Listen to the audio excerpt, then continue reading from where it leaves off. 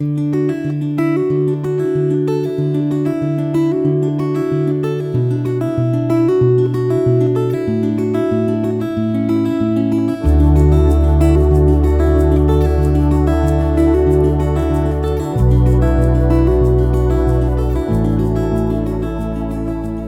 reading begins in Leviticus, chapter 4, starting in verse 1. The Lord spoke to Moses, saying, "Speak to the children of Israel, saying, if anyone sins unintentionally in any of the things which the Lord has commanded not to be done, and does any one of them, if the anointed priest sins so as to bring guilt on the people, then let him offer for his sin which he has sinned a young bull without defect to the Lord for a sin offering. He shall bring the bull to the door of the tent of meeting before the Lord, and he shall lay his hand on the head of the bull, and kill the bull before the Lord. The anointed priest shall take some of the blood of the bull, and bring it to the tent of meeting. The priest shall dip his finger in the blood, and sprinkle some of the blood 7 times before the Lord, before the veil of the sanctuary. The priest shall put some of the blood on the horns of the altar of sweet incense before the Lord, which is in the tent of meeting, and he shall pour out the rest of the blood of the bull at the base of the altar of burnt offering, which is at the door of the tent of meeting. He shall take all the fat of the bull of the sin offering from it, the fat that covers the innards, and all the fat that is on the innards, and the 2 kidneys, and the fat that is on them, which is by the loins, and the cover on the liver, with the kidneys, he shall remove, as it is removed from the bull of the sacrifice of peace offerings. The priest shall burn them on the altar of burnt offering. He shall carry the bull's skin, all its meat, with its head, and with its legs, its innards, and its dung, all the rest of the bull, outside of the camp to a clean place where the ashes are poured out, and burn it on wood with fire. It shall be burnt where the ashes are poured out. If the whole congregation of Israel sins, and the thing is hidden from the eyes of the assembly, and they have done any of the things which the Lord has commanded not to be done, and are guilty, when the sin in which they have sinned is known, then the assembly shall offer a young bull for a sin offering, and bring it before the tent of meeting. The elders of the congregation shall lay their hands on the head of the bull before the Lord, and the bull shall be killed before the Lord.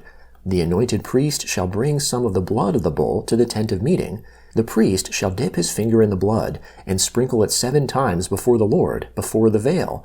He shall put some of the blood on the horns of the altar, which is before the Lord, that is in the tent of meeting, and the rest of the blood he shall pour out at the base of the altar of burnt offering, which is at the door of the tent of meeting.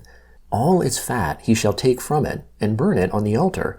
He shall do this with the bull, as he did with the bull of the sin offering, so he shall do with this, and the priest shall make atonement for him, and they shall be forgiven. He shall carry the bull outside the camp, and burn it as he burned the first bull. It is the sin offering for the assembly. When a ruler sins, and unwittingly does any of all the things which the Lord his God has commanded not to be done, and is guilty, if his sin in which he has sinned is made known to him, he shall bring as his offering a goat, a male without defect. He shall lay his hand on the head of the goat, and kill it in the place where they kill the burnt offering before the Lord. It is a sin offering. The priest shall take some of the blood of the sin offering with his finger, and put it on the horns of the altar of burnt offering. He shall pour out the rest of the blood at the base of the altar of burnt offering. All its fat he shall burn on the altar, like the fat of the sacrifice of peace offerings. And the priest shall make atonement for him concerning his sin, and he will be forgiven. If any one of the common people sins unwittingly in doing any of the things which the Lord has commanded not to be done, and is guilty, if his sin which he has sinned is made known to him, then he shall bring for his offering a goat, a female without defect, for his sin which he has sinned. He shall lay his hand on the head of the sin offering, and kill the sin offering in the place of burnt offering. The priest shall take some of its blood with his finger, and put it on the horns of the altar of burnt offering, and the rest of its blood he shall pour out at the base of the altar. All its fat he shall take away, like the fat is taken away from the sacrifice of peace offerings, and the priest shall burn it on the altar for a pleasant aroma to the Lord, and the priest shall make atonement for him, and he will be forgiven. If he brings a lamb as his offering for a sin offering, he shall bring a female without defect. He shall lay his hand on the head of the sin offering, and kill it for a sin offering in the place where they kill the burnt offering. The priest shall take some of the blood of the sin offering with his finger, and put it on the horns of the altar of burnt offering, and all the rest of its blood he shall pour out at the base of the altar. He shall remove all its fat, like the fat of the lamb is removed from the sacrifice of peace offerings. The priest shall burn them on the altar, on the offerings of the Lord made by fire. The priest shall make atonement for him concerning his sin that he has sinned, and he will be forgiven. If anyone sins, in that he hears a public adjuration to testify, he being a witness, whether he has seen or known, if he doesn't report it, then he shall bear his iniquity. Or if anyone touches any unclean thing, whether it is the carcass of an unclean animal, or the carcass of unclean livestock, or the carcass of unclean creeping things, and it is hidden from him, and he is unclean, then he shall be guilty. Or if he touches the uncleanness of man, whatever his uncleanness is with which he is unclean, and it is hidden from him, when he knows of it, then he shall be guilty. Or if anyone swears rashly with his lips to do evil or to do good, whatever it is that a man might utter rashly with an oath, and it is hidden from him, when he knows of it, then he will be guilty of one of these.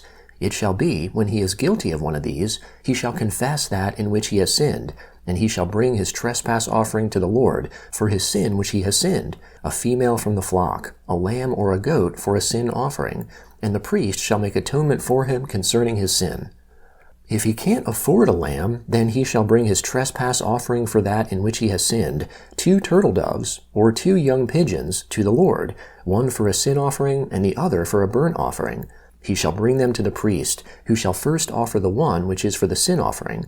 He shall wring off its head from its neck, but shall not sever it completely. He shall sprinkle some of the blood of the sin offering on the base of the altar, and the rest of the blood shall be drained out at the base of the altar. It is a sin offering. He shall offer the second for a burnt offering, according to the ordinance, and the priest shall make atonement for him concerning his sin which he has sinned, and he shall be forgiven. But if he can't afford 2 turtle doves or 2 young pigeons, then he shall bring as his offering for that in which he has sinned 1/10 of an ephah of fine flour for a sin offering. He shall put no oil on it, and he shall not put any frankincense on it, for it is a sin offering. He shall bring it to the priest, and the priest shall take his handful of it as the memorial portion, and burn it on the altar, on the offerings of the Lord made by fire. It is a sin offering.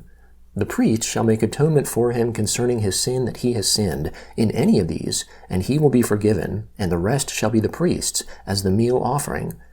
The Lord spoke to Moses, saying, If anyone commits a trespass, and sins unwittingly regarding the Lord's holy things, then he shall bring his trespass offering to the Lord, a ram without defect from the flock, according to your estimation in silver by shekels, according to the shekel of the sanctuary, for a trespass offering. He shall make restitution for that which he has done wrong regarding the holy thing, and shall add a 5th part to it, and give it to the priest, and the priest shall make atonement for him with the ram of the trespass offering, and he will be forgiven. If anyone sins, doing any of the things which the Lord has commanded not to be done, though he didn't know it, he is still guilty, and shall bear his iniquity. He shall bring a ram without defect from of the flock, according to your estimation, for a trespass offering, to the priest, and the priest shall make atonement for him concerning the thing in which he sinned, and didn't know it, and he will be forgiven. It is a trespass offering. He is certainly guilty before the Lord. The Gospel of Mark, chapter 2, beginning in verse 13. He, that is Jesus, went out again by the seaside. All the multitude came to him, and he taught them. As he passed by, he saw Levi, the son of Alphaeus, sitting at the tax office. He said to him, Follow me. And he arose and followed him. He was reclining at the table in his house, and many tax collectors and sinners sat down with Jesus and his disciples, for there were many, and they followed him. The scribes and the Pharisees, when they saw that he was eating with the sinners and tax collectors, said to his disciples, Why is it that he eats and drinks with tax collectors and sinners? When Jesus heard it, he said to them, Those who are healthy have no need for a physician, but those who are sick. I came not to call the righteous, but sinners to repentance. John's disciples and the Pharisees were fasting, and they came and asked him, Why do John's disciples and the disciples of the Pharisees fast, but your disciples don't fast? Jesus said to them, Can the groomsmen fast while the bridegroom is with them? As long as they have the bridegroom with them, they can't fast. But the days will come when the bridegroom will be taken away from them, and then they will fast in that day. No one sews a piece of unshrunk cloth on an old garment, or else the patch shrinks, and the new tears away from the old, and a worse hole is made. No one puts new wine into old wineskins, or else the new wine will burst the skins, and the wine pours out, and the skins will be destroyed. But they put new wine into fresh wineskins." He was going on the Sabbath day through the grain fields, and his disciples began, as they went, to pluck the ears of grain. The Pharisees said to him, "Behold, why do they do that which is not lawful on the Sabbath day?" He said to them, "Did you never read what David did when he had need and was hungry, he and those who were with him, how he entered into God's house at the time of Abiathar the high priest, and ate the showbread, which is not lawful to eat except for the priests, and gave also to those who were with him? He said to them, The Sabbath was made for man, not man for the Sabbath. Therefore the Son of Man is Lord, even of the Sabbath."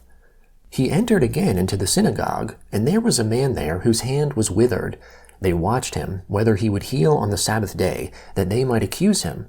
He said to the man whose hand was withered, "Stand up." He said to them, "Is it lawful on the Sabbath day to do good or to do harm, to save a life or to kill?" But they were silent. When he had looked around at them with anger, being grieved at the hardening of their hearts, he said to the man, "Stretch out your hand." He stretched it out, and his hand was restored, as healthy as the other. The Pharisees went out, and immediately conspired with the Herodians against him, how they might destroy him. Psalm 36, beginning in verse 1. A revelation is within my heart about the disobedience of the wicked. There is no fear of God before his eyes, for he flatters himself in his own eyes, too much to detect and hate his sin. The words of his mouth are iniquity and deceit. He has ceased to be wise and to do good. He plots iniquity on his bed. He sets himself in a way that is not good. He doesn't abhor evil. Your loving kindness, Lord, is in the heavens. Your faithfulness reaches to the skies. Your righteousness is like the mountains of God. Your judgments are like a great deep. Lord, you preserve man and animal. How precious is your loving kindness, God! The children of men take refuge under the shadow of your wings. They shall be abundantly satisfied with the abundance of your house. You will make them drink of the river of your pleasures. For with you is the spring of life. In your light we will see light. Oh, continue your loving kindness to those who know you, your righteousness to the upright in heart. Don't let the foot of pride come against me. Don't let the hand of the wicked drive me away. There the workers of iniquity are fallen. They are thrust down, and shall not be able to rise.